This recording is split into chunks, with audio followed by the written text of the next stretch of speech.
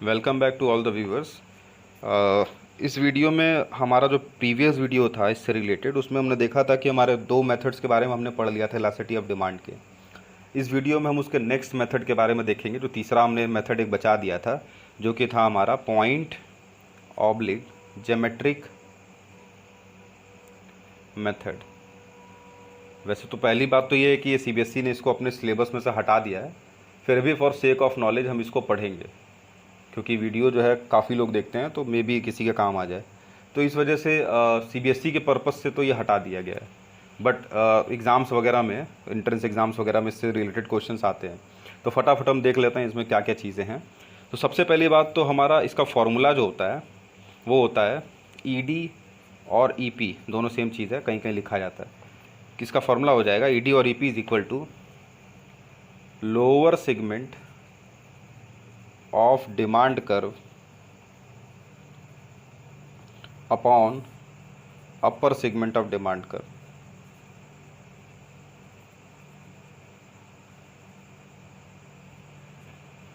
Lower segment of demand curve upon upper segment of demand curve, ये इसका formula होता है। सिंपल और आसान फार्मूला है। अब इसमें लोअर सेगमेंट और अपर सेगमेंट क्या होगा वो हम एक इलस्ट्रेशन लेंगे तो उससे क्लियर हो जाएगा।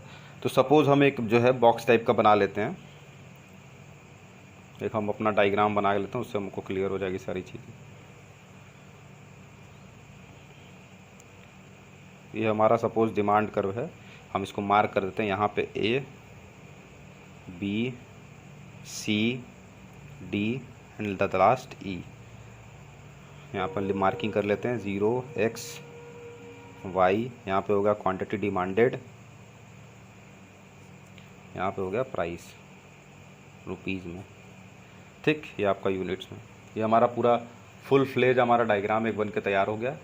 अब हम देखते हैं कि इस डायग्राम के बीच में क्या क्या करना है हमको। तो सबसे पहली बात तो इन दोनों के जो बीच का डिस्टेंस है उसको हम 2 मार्क कर लेते हैं।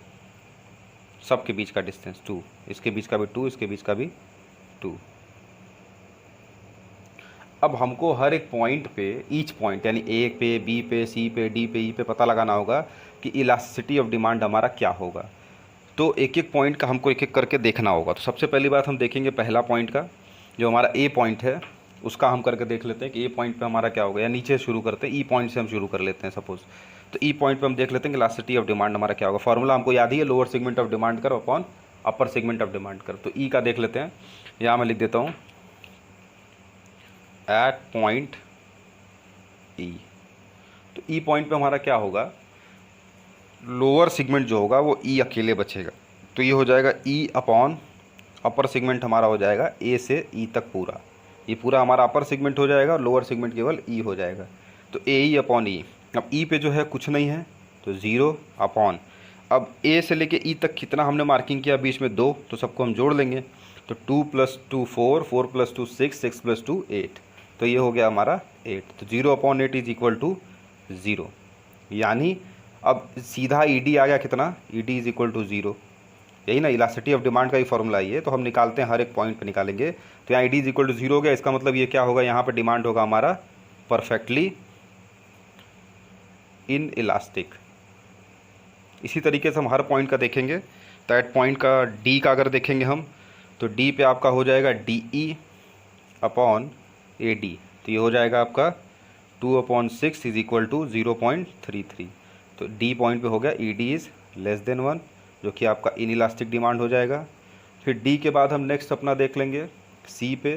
तो सी पे हो जाएगा सी ई, लोअर सेगमेंट सी के नीचे का, और सी के ऊपर का कितना बच रहा है, ए सी। तो is equal to 2/2 is equal to 1। तो यहाँ हो जाएगा E D is equal to 1। 1 का मतलब यूनिटरी डिमांड। इसी तरीके से फिर 1 के बाद, सी के बाद हम देख लेंगे बी का। तो बी का क्या हो जाएगा, बी का हो जाएगा पॉइंट बी पे क्या हो जाएगा, बी से नीचे। तो बी से नीचे बी ई है, बी के ऊपर ए बी है। तो B E upon A B, तो कितना हो जाएगा, बी ई कितना है 246, यानी 6/2 इज इक्वल टू कितना आ जाएगा 3। तो 3 मतलब ये ग्रेटर देन 1 है। और उसके बाद हमारा लास्ट जो है ए पॉइंट पे हम देख लेंगे। तो ए पॉइंट पे हमारा क्या हो जाएगा, तो नीचे कितना है ए ई लोअर सेगमेंट, और ऊपर केवल ए अकेले है। तो हो जाएगा 8/0 इज इक्वल टू इन्फिनिटी। यहाँ पे यानी कि हमारा जो यहाँ पे डिमांड होगा एट पॉइंट ए पे जो भी अप्लाई करेगा वो हो जाएगा E D is equal to infinity. बस यही हमारा इस पूरे इसमें इतना सा ही है। अब इसको किस तरीके से हम पढ़ेंगे कि अलग अलग जो हमारा है डिमांड के बेसिस पे, कि जो ई पॉइंट पे हमारा डिमांड है वो E D is equal to zero है, उसके ऊपर हम जाएंगे E D is less than one है, फिर इक्वल टू वन, ग्रेटर एक से ज़्यादा, फिर इन्फिनिटी तक लास्ट। यही इतना जो है हमारा फार्मूला वाइज इसको हम कैलकुलेट करते हैं। अब इसका थ्योरी वाला पोर्शन है, आपको एक्सप्लेनेशन अपने आप लिखना पड़ेगा, तो ये हमने बता दिया कि इस तरीके से इसको कैलकुलेट किया जाता है। ये हमारे पॉइंट्स के ये हो गए, ये हमारा कैलकुलेशन वाला पार्ट हो गया अपना। ठीक, कैलकुलेशन वाला पार्ट हो गया। एट पॉइंट ई पे कितना निकालना है, कैसे निकालना है, सबका नाम आपको पता ही होगा, नहीं पता है तो फिर भी एक बार हम इसको देख लेते हैं। यहाँ पे हो जाएगा इनइलास्टिक, यहाँ हो जाएगा यूनिटरी, यहाँ हो जाएगा इलास्टिक, और यहाँ हो जाएगा परफेक्टली इलास्टिक। ये हमारे पास पूरे टोटल ये 5 जो हमारे डिग्रीज हैं, पाँचों डिग्री को हमने एक ही डायग्राम में, सिंगल डायग्राम में देख लिया। इससे ज़्यादा इसमें कुछ ना पूछा जाता है ना कुछ आता है। बाकी ये रही एक्सप्लेनेशन की बात, तो आप देख सकते हैं लोअर सेगमेंट हमेशा जिस पॉइंट को लिया जाता है उसके नीचे वाला जो रहेगा वो हमारा लोअर सेगमेंट हो जाएगा। जैसे अगर पॉइंट डी को हमने लिया है तो डी के नीचे डी ई जो होगा ये हमारा लोअर सेगमेंट हो जाएगा, और डी के ऊपर बचा ए डी हमारा अपर सेगमेंट हो जाएगा। तो इस बात का ही केवल ख्याल रखना पड़ता है कि लोअर सेगमेंट और अपर सेगमेंट क्या है। अब हम देख लेते हैं अपना नेक्स्ट टॉपिक और आखिरी टॉपिक इस चैप्टर का, जो कि है हमारा factors affecting elasticity of demand. Factors affecting elasticity of demand.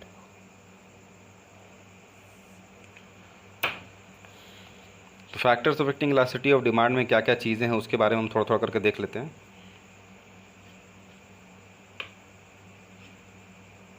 सबसे पहली बात कि कुछ फैक्टर्स के नाम हम देख लेते हैं कैसे कैसे वर्क करते हैं। ऐसे पहला फैक्टर हम देख लेते हैं,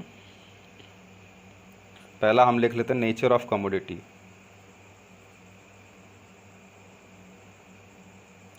नेचर ऑफ कमोडिटी के हिसाब से इसमें 3 टाइप के गुड्स को बांटा गया है, जिसमें आपका पहला होता है, जिसमें आपका फर्स्ट टाइप का गुड जो होगा वो हो जाएगा आपका नेसेसरी गुड्स। अब इसका हमको देखना है कि इलास्टिसिटी क्या होगा। फिर नेक्स्ट हो जाएगा आपका कंफर्ट गुड्स, और तीसरा हो जाएगा लग्जरियस गुड्स।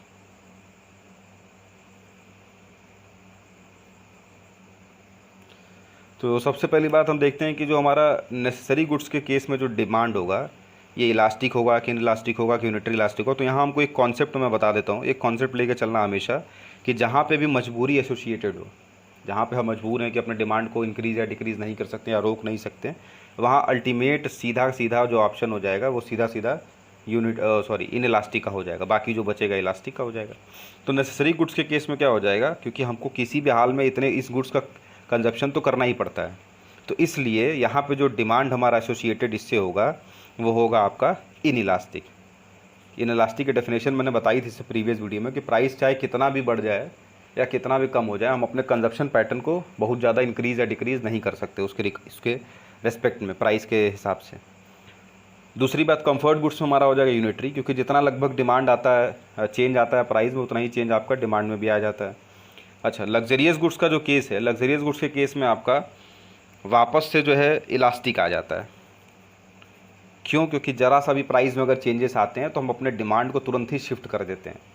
जैसे अगर आपने एसी लेने का प्लान किया होगा तो हो सकता है अगर इस समय थोड़ा सा मार्केट में अगर उतार चढ़ाव हो रहा हो, प्राइस में 5-10 हज़ार एसी ज़्यादा मिल रही हो, तो वैसे कीमत अगर आपकी, मैं कह दूँ सपोज दैट कि आप 30,000 की एसी के बारे में सोचें और 3,000 रुपये ज़्यादा मिल रहा है, 33 का मिल रहा है, तो 10% ही दाम बढ़ा है, लेकिन 10% की वजह से आप तुरंत वो कहोगे कि नहीं चलो अगले महीने ले लेंगे, यानी आपने अपने डिमांड को तुरंत शिफ्ट कर दिया। तो ये हो जाएगा नेचर ऑफ कमोडिटी के हिसाब से 3 गुड्स, नेसेसरी, कंफर्ट, लग्जरियस, और तीनों के ये आपके डिग्रीज़ हैं। उसके बाद हम देख लेते हैं नेक्स्ट अपना जो दूसरा हमारे पास है, दूसरा जो पार्ट है वो है हमारे पास अवेलेबिलिटी ऑफ सब्स्टिट्यूट्स। इसका भी काफ़ी अच्छा इफेक्ट होता है, अवेलेबिलिटी ऑफ सब्स्टिट्यूट्स। अब इसमें भी हमारे पास 2 ऑप्शंस हैं, पहला ये कि सब्स्टिट्यूट अवेलेबल है तो हमारा डिमांड क्या होगा, डिग्री क्या हो गया, दूसरा नहीं अवेलेबल है, नॉट अवेलेबल, तो हमारा क्या होगा। तो अगर सब्स्टिट्यूट अवेलेबल है तो अगर मान लीजिए हम चाय और कॉफ़ी की बात कर लें, तो अगर चाय अवेलेबल है, चाय महंगी मिल रही है, तो हम कॉफ़ी पे शिफ्ट कर ले जाएंगे, सिंपल बात। तो उस केस में हमारा जो है ज़रा सा भी चाय वाले ने दाम बढ़ाया तो हम कॉफ़ी पे शिफ्ट कर गए, तो ये हमारा इलास्टिक हो गया। लेकिन अगर चाय की जगह कॉफ़ी अवेलेबल नहीं है और चाय महंगी मिल रही है, हमको पीना ही है, तो उस केस में क्या हो जाएगा कि हम शिफ्ट अपने डिमांड को नहीं कर पाएंगे, यानी सब्स्टिट्यूट अवेलेबल ही नहीं है, तो उस केस में हमारा इनइलास्टिक हो जाएगा। बस कॉन्सेप्ट यही रखना है कि अगर अवेलेबल है तो ठीक है, हमारे पास डिमांड शिफ्ट करने का मौका है, नहीं अवेलेबल है तो दिक्कत है, फिर तब तो फिर हमको वही करना पड़ेगा। उसके बाद हम देख लेंगे तीसरा आपका है postponement of use. Postponement of use का मतलब है कि आप डिले कर सकते हैं क्या आपने यूज़ को, मतलब आज नहीं, अभी ज़रूरत नहीं हो अभी, तो इसको हम लिख देते हैं आप डिले, मतलब टाल सकते हैं। तो अगर यस मतलब अगर टाल सकते हैं, और नो अगर नहीं टाल सकते। अगर हम टाल सकते हैं तो इलास्टिक हो जाएगा, सिंपल, क्योंकि हम फिर ज़रा सा भी कोई प्राइस बढ़ाएगा, अगर हम टालने लायक है तो हम कल ले लेंगे सामान, परसों ले लेंगे, कोई ज़रूरी है कि आज ही लें। लेकिन इफ़ इट इज़ नेसेसरी कि हमको सामान अभी ही चाहिए, जैसे फॉर एग्जांपल मेडिसिन वगैरह के केस में, तो थोड़ा महंगा भी देगा तो हमारे पास मजबूरी है, मैंने कहा ना मजबूरी, तो मजबूरी जहाँ रहेगा वहाँ अपने आप इनइलास्टिक हो जाएगा। नेक्स्ट हमारा चौथा देख लेते हैं हम, फोर्थ हमारा देख लेते हैं number of uses. Number of uses में भी हमारे पास दो हैं। एक तो होता है किसी भी कोई कुछ प्रोडक्ट ऐसे होते हैं जिसको वेरियस यूजेस होते हैं, जैसे इलेक्ट्रिसिटी, काफ़ी यूजेस हैं उसके, आप फ़ैन भी चलाते हो, मूवी भी आप मोबाइल भी चार्ज करते हो, आप कूलर भी चलाते हो, एसी भी चलाते हो, और एक होते हैं जिसके लिमिटेड यूजेस होते हैं। तो दोनों केस में कैसे कैसे होगा वो देख लेते हैं। तो अगर किसी भी प्रोडक्ट का वेरियस यूजेस हैं, काफ़ी सारे यूजेस हैं, तो उस केस में उसका जो होगा वो इनइलास्टिक होगा, क्योंकि आप उसको चेंज नहीं कर सकते किसी भी हाल में। लेकिन अगर लिमिटेड यूजेस हैं, जिसको मतलब आप चाहो तो सेक्रीफाइस कर सकते हो, बंद कर सकते हो, तो अगर प्राइस ज़रा सा बढ़ा तो आपने तुरंत डिमांड जो है पूरा का पूरा शिफ्ट कर दिया, तो उस केस में आपका क्या हो जाएगा, आपका इलास्टिक हो जाएगा। उसके बाद नेक्स्ट जो हमारा है वो है पाँचवा, फिफ्थ हमारा देख लेते हैं हम हैबिट्स के बारे में, जिसको बोलते हैं हैबिचुअल चीज़ें जो होती हैं, आदत अगर लग गई हो तो इसमें दो चीज़ें होती हैं। अगर आपको हैबिट है, यस,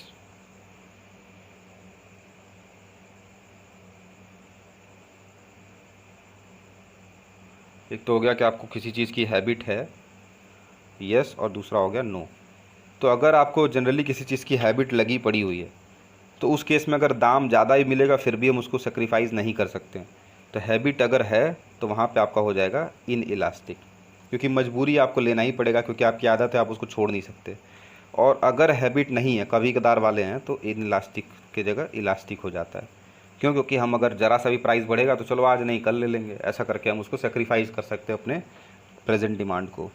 उसके बाद हम देख लेते हैं 6 नंबर पे हमारा है लेवल ऑफ इनकम के बेसिस पे देख लेते हैं। तो लेवल ऑफ इनकम के बेसिस पे हमारे पास इनकम लेवल 3 तरीके के लोग होते हैं। एक होते हैं हायर लेवल, फिर मिडल लेवल,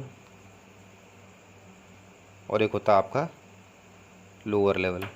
तो हायर लेवल पे जो हमारा डिमांड होता है, हमेशा उनके पास पैसे ज़्यादा होते हैं, तो कितना भी रेट बढ़ जाए, कितना भी कम हो जाए, उससे उनको कोई फ़र्क नहीं पड़ता, फ़र्क पड़ता है दूसरे लोगों को।